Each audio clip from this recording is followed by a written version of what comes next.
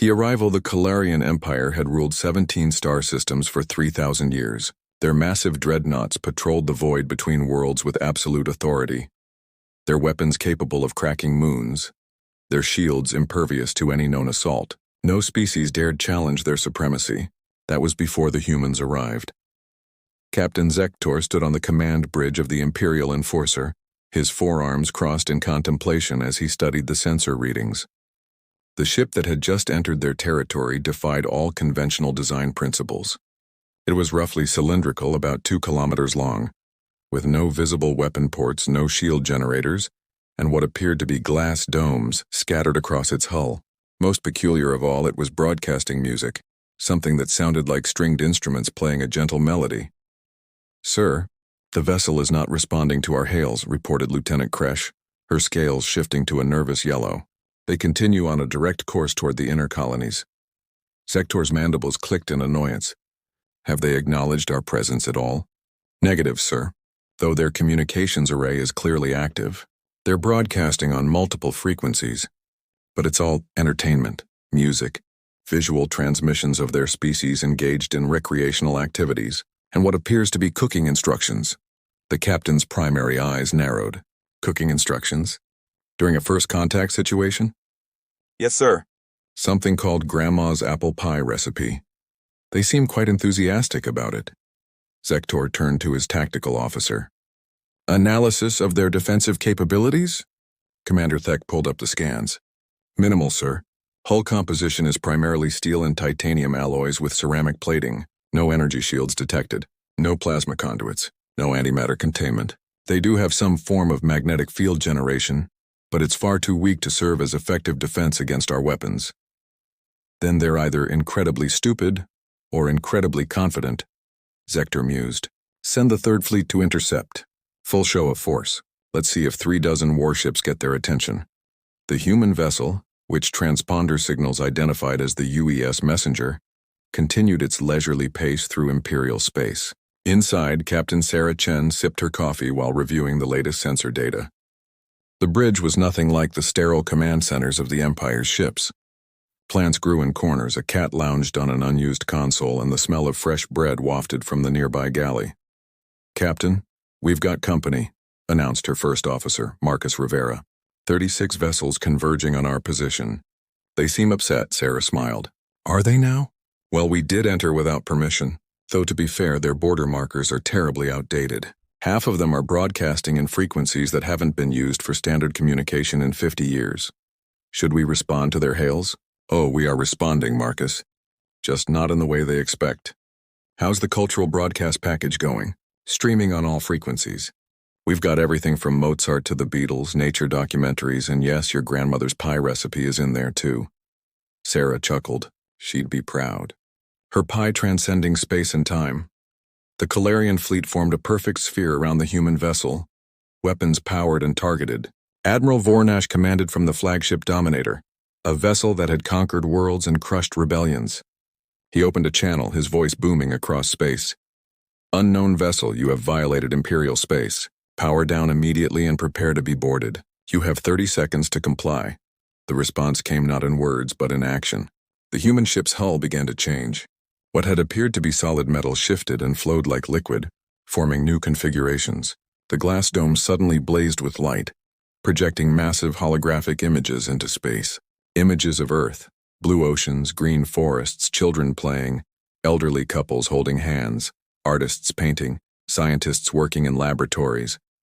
"What in the void's name are they doing?" Vornash demanded. Before anyone could answer, the human vessel did something impossible. It split, not explosively, not violently, but smoothly, like a cell dividing. Where there had been 1 ship, now there were 2. Then 4, then 8. Each one identical, each one broadcasting the same peaceful signals. "Sir, our targeting computers can't lock on," the weapons officer reported, panic creeping into his voice. "They're not using any known jamming technology. The ships are just uncertain, like they exist in multiple quantum states simultaneously." Vornash's 6 eyes widened. "That's impossible. Quantum uncertainty doesn't apply to macroscopic objects." "Tell that to them, sir." Sarah Chen's voice finally came through the communications array, calm and warm. "Greetings, friends. I'm Captain Sarah Chen of the United Earthship Messenger. We're here on a mission of cultural exchange and peaceful contact. I apologize for the confusion, but we found that traditional first contact protocols often lead to misunderstandings. We thought we'd try something different. You will cease this trickery immediately. Vornash roared. Trickery? Sarah sounded genuinely puzzled. We're simply showing you who we are. Humans are complicated beings. We're individuals and collective, warriors and poets, scientists and dreamers. Our ship reflects that nature. We mean no harm, but we also won't be bullied. To emphasize her point, the 8 vessels suddenly merged back into one, then stretched like taffy across space, becoming a ribbon of metal and light that wove between the Empire's ships without touching them. The ribbon reformed into the original cylinder, now on the opposite side of the encirclement. How? Zektor whispered from his position in the fleet. Sarah's response was patient, almost teacher-like. Your empire has mastered energy and force. You've built weapons that can destroy and shields that can protect. But humans? We've mastered something else. We've learned to work with the universe rather than against it. Our ship doesn't fight physics. It dances with it. The Empire's fleet found themselves in an unprecedented situation. Their weapons were useless against a target that wouldn't stay still in conventional spacetime. Their shields were pointless against an opponent who showed no interest in attacking. Their entire military doctrine, built on overwhelming force and intimidation, crumbled in the face of something utterly alien, genuine peaceful intent backed by incomprehensible technology. Admiral, his science officer called out. I'm detecting something else. The space around their vessel is different. It's as if they're not entirely here. Like they exist partially in our dimension and partially somewhere else. Vornash studied the readings. Subspace? No, sir. Something else. Something we don't have words for. The human captain's voice returned, still friendly. We call it the between. It's not subspace or hyperspace or any of the dimensional frameworks your physics recognizes. It's the space between thoughts, the pause between heartbeats, the moment between sleeping and waking. Humans have always been good at finding the spaces others miss. The Admiral felt something he hadn't experienced in centuries. Uncertainty. What do you want? To talk, to share, to learn. We've brought gifts, art, music, literature, recipes. We've brought our stories, and we'd love to hear yours. Despite appearances, our ship truly is just a messenger. We're humanity's way of saying hello.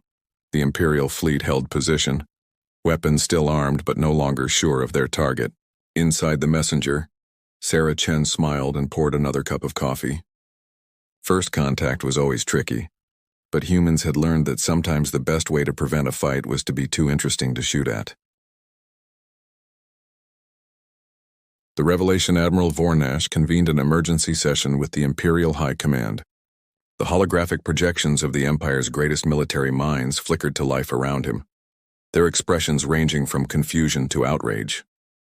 The human vessel remained stationary at the center of their fleet, still broadcasting its peculiar mix of music and cultural data. This is preposterous, growled General Kraxamar from the homeworld. One ship holding our entire third fleet at bay? Destroy it immediately. With respect, General, Vornash replied carefully. Conventional weapons seem ineffective. The vessel demonstrates properties we don't understand. Then use unconventional weapons. Deploy the void bombs. A collective gasp echoed through the communication channel. Void bombs were the Empire's ultimate weapon, devices that created microscopic black holes to consume everything within a light-second radius. They had only been used twice in the Empire's history, both times to end wars by erasing entire solar systems. Before Vornash could respond, the human captain's voice interrupted their supposedly secure channel. I wouldn't recommend that, General Kraxmar. Void bombs are nasty things. We'd really prefer to keep this friendly. The command channel erupted in chaos. Their quantum-encrypted, militarily classified communication had been breached as easily as opening an unlocked door. Sarah Chen continued, her tone apologetic. Sorry for the intrusion, but when you mentioned weapons that could destroy our ship along with half your own fleet, we felt we should speak up. Humans have a saying, violence is the last refuge of the incompetent. We're hoping none of us are that incompetent. How dare you, Kraxmar began, but Sarah interrupted. General, may I show you something? All of you? It might help explain why we're really here. Without waiting for permission, the messenger projected a massive hologram visible to every ship in the fleet. It showed Earth, but not the Earth of today. It showed Earth from centuries past, cities in ruins, skies choked with ash, billions dead from wars that had nearly ended human civilization. This was us, Sarah said quietly. We nearly destroyed ourselves 3 times. Nuclear war, biological weapons, artificial intelligence gone wrong. Each time we came to the very brink of extinction. And each time we learned something vital. The most powerful force in the universe isn't destruction. It's creation. It's connection. The hologram shifted, showing humanity's recovery. Cities rebuilt not as fortresses but as gardens. Technology developed not for war but for exploration and understanding. Children of former enemies playing together. We developed our dimensional technology not as a weapon, but as a way to understand the universe more deeply.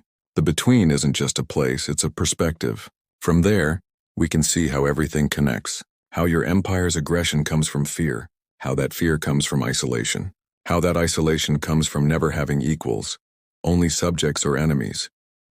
Emperor Zarkon himself, ancient and powerful, materialized in the command channel. His presence silenced all discussion. You claim to know our fears, human? Not claim, your majesty, understand. From the between we can see the quantum threads that connect all consciousness. We feel your empire's deep loneliness. 3,000 years of rule, but no peers. No one to challenge your ideas, share your burdens, or celebrate your achievements as equals. It's made you strong, but it's also made you brittle. The emperor's ancient eyes narrowed. And you offer, what friendship? Alliance? We offer choice, Sarah replied. Your fleet can attack us.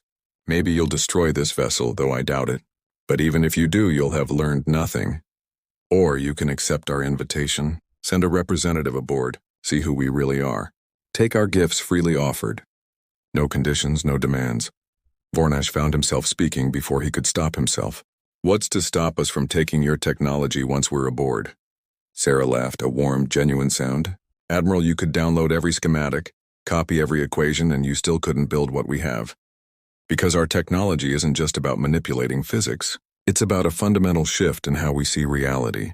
It took humanity centuries of philosophy, art, and spiritual growth alongside our scientific advancement to reach this point. We're not offering you weapons or shields. We're offering you a mirror to see yourselves differently. The messenger's hull shifted again, opening what appeared to be a docking port made of flowing light. Through it, the Empire's scanners could detect something impossible. A garden. An actual garden with earth plants growing in open space, protected by nothing but a shimmer of bent reality. This is insane, muttered Captain Zektor. No, the Emperor said slowly. This is opportunity. He turned to Vornash. Admiral, you will go aboard. Take a small escort, no weapons. Your Majesty, the risk of not understanding them is greater. Go.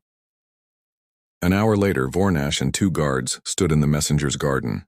The air was impossibly fresh, filled with scents his species had never encountered. Sarah Chen waited for them, not in armor or formal dress, but in simple clothes that looked comfortable and well-worn. She offered them a fruit from one of the trees. Apple, she said, from that famous pie recipe we've been broadcasting. Try it. Vornash bit into the fruit, his sensory organs exploding with new flavors. But more than that, he felt something else, a connection. For just a moment, he sensed what Sarah had described, the quantum threads connecting all things. His guard's uncertainty, Sarah's hope, even the Emperor's curiosity watching through his command feed. How? He whispered. The apples are grown in soil from Earth mixed with quantum-entangled particles. Anyone who eats them temporarily experiences enhanced quantum consciousness.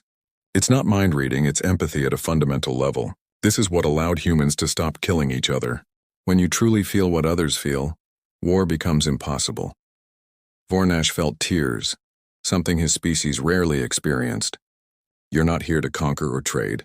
You're here to end your isolation, Sarah finished. The universe is vast and full of wonders, but experiencing them alone diminishes them. Humans learned that the hard way. We're offering the Empire the same chance we gave ourselves, to be more than conquerors, to be companions. The tour continued through the ship. Vornash saw laboratories where human scientists worked alongside AI that seemed genuinely happy. Art galleries where paintings shifted and changed based on the observer's emotional state. A medical bay that healed not just bodies but trauma stored in quantum patterns. And everywhere that strange sense of connection of being part of something larger. Your technology, Vornash said finally. It's not about power. It's about consciousness, Sarah nodded. The between isn't just a dimension. It's the space where all consciousness overlaps. Humans found it not through mathematics alone, but through meditation, art, music, and yes, even cooking. Every creative act opens a door to it. That's why we broadcast our culture. We're not showing off. We're inviting you to dance. When Vornash returned to his ship, he carried more than just reports. He carried seeds, literal seeds for Earth plants, but also seeds of ideas. The Emperor listened to his account in silence, then made a decision that would reshape the galaxy. Open all channels, he commanded. To all Imperial subjects and neighboring civilizations. His ancient voice carried across 17 star systems. The Galactic Empire has ruled through strength for 3 millennia. Today, we discover there is a greater strength, the courage to change. The humans have come not as conquerors, but as teachers. We will learn from them, and perhaps teach them something in return.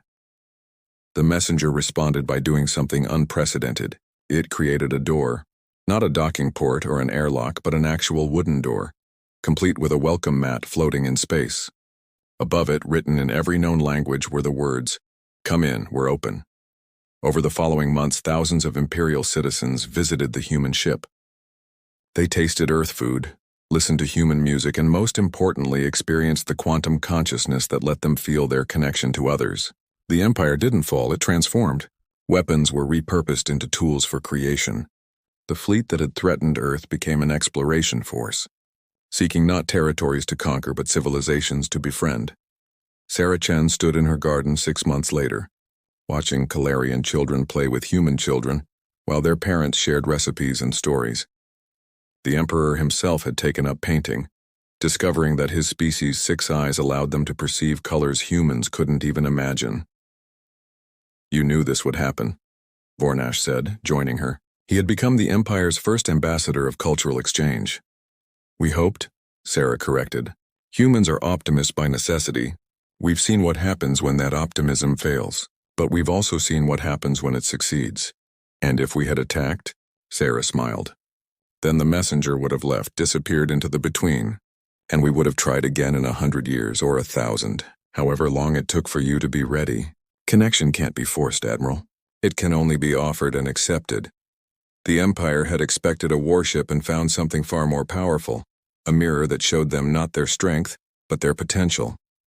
The galaxy would never be the same, and somewhere in the between, humanity smiled and prepared to make new friends among the stars.